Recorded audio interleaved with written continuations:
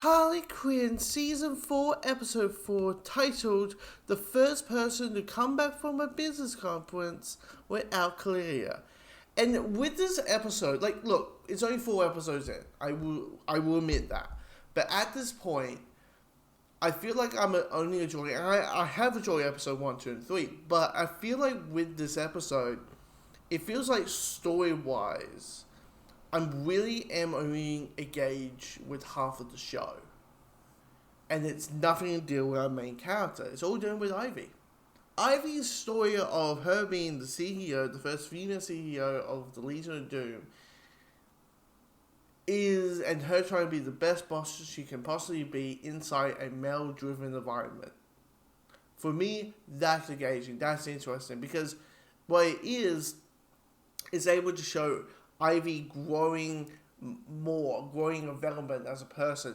While Harley, it feels like her story's done already. It feels like at this point they're trying to figure out what to do with the character and trying to figure out what could be the most interesting thing to do, because even though it feels like her story's done. I mean, seriously, the story of here's someone that was in an abusive relationship who was under someone's shadow and they realize the situation, they break out of the relationship, and they are going to become their own. And while in that process, they find someone that loves them and cherishes them, but while in the process of becoming their own, and which is being part of the Bat family, which is what Harley has become.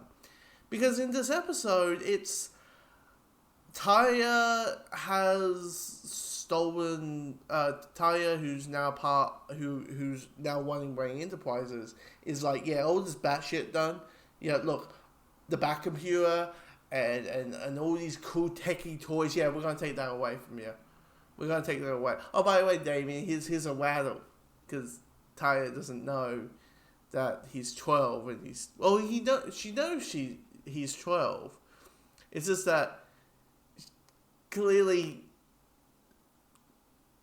parenting wasn't part of the League of Assassins training.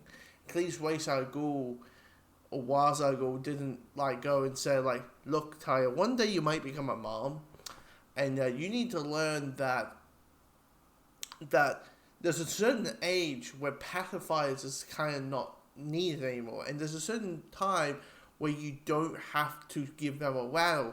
And definitely when you have a kid who is so used to playing with stabbies, you kind of have to maybe give him a knife. Because let's be honest, that's probably what Damien would like for a birthday. He probably wanted a cool ass knife or something to beat criminals with. Let's be honest, that's basically Damien's probably interest.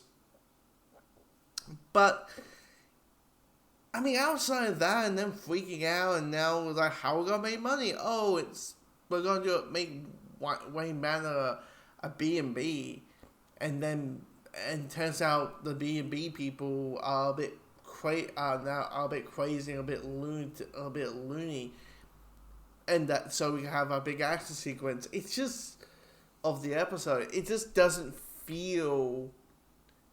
It feels like tacked on. It feels like we just need that, or Harley wasn't heavily needed in this episode.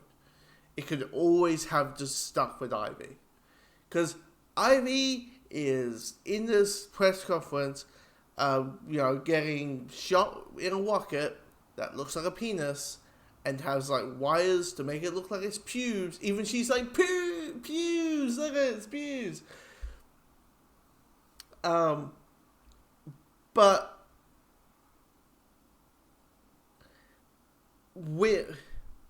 she's entering into this conference expecting that she's going to be asked for 10 different panels, that she's going to get asked many questions left, right, and center. But in reality, she was asked to give Lex Luthor a 45-minute opening when it came to his press conference. And it's just, and you could tell, and Taya's there, and Taya's giving her tools and saying, it's it's your boss. It's your chance to show to people, this is what you are. This is sorry. This is what you are. This is what you're about. This is what it is. It's not, and this is trying to shine and get that opportunity going, and how she's able to overcome it.